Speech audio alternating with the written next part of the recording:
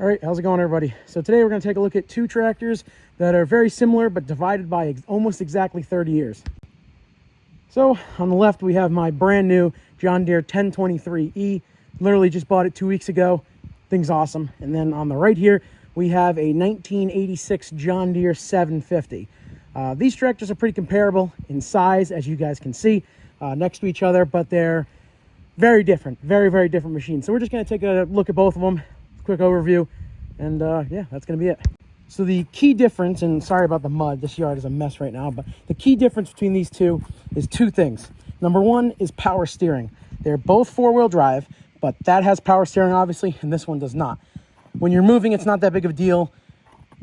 It's kind of a personal preference thing. And then the other big thing is that this is a manual tractor with high and low, which is nice, and that is a hydrostatic, again, with high and low.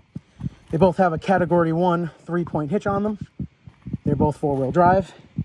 They both have Yanmar diesels in them. And they're divided by about 30 years, almost exactly. So we'll just take a quick look. There's a little bit more of an in-depth video on this that I have posted as well. But we're with the 67 model loader. This has the 120R quick park loader. Obviously, this one is not quick park. Loader controls right here, which is fine. Honestly, on this machine, the space in here is nice and tight and concise. It's not, all over the place like some of the other tractors are, where your lever's out here, the lever's like down here. It's actually in a nice spot. It's very comfortable to run. I don't have any complaints about that. And then same thing with this tractor. I really like where the joystick is too. It's very comfortable, very easy to use.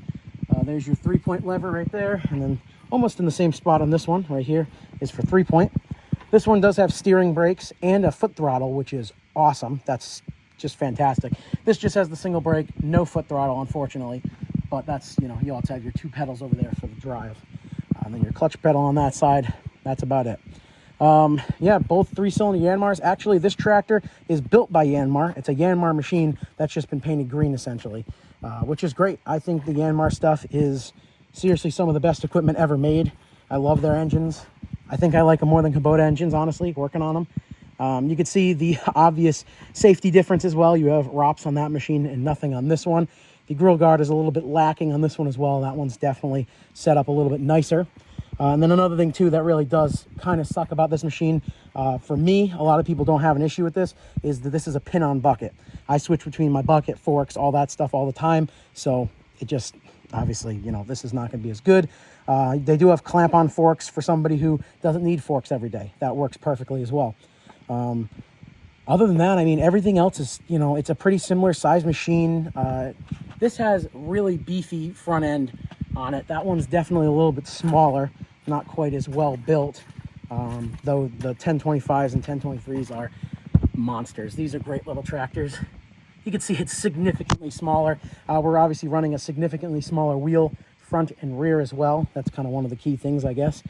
But yeah, I mean, they're both subcompact John Deere tractors. Nothing too crazy about them.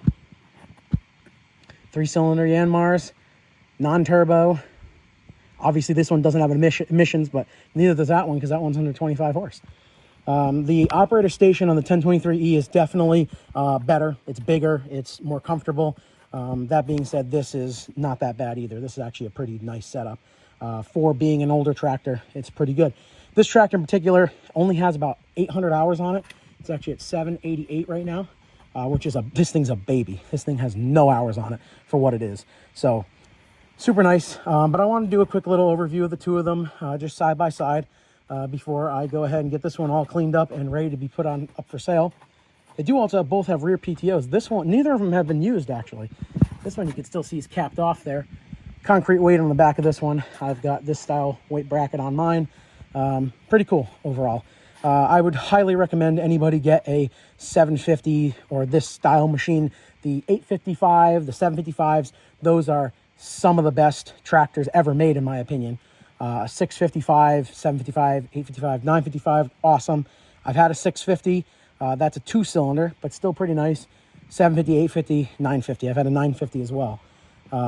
They're great machines. Absolutely love them. They're awesome. They're super easy to work on. John Deere still carries a lot of parts for them, which is nice. Everything here is very easy to get to for your spool valve there. The foot throttle is really nice. It's just overall a really nice little tractor. And then same thing with the 1023E. I've had a 1025R before. I had a 2032R before, and they've all been great. They've been just absolutely awesome machines.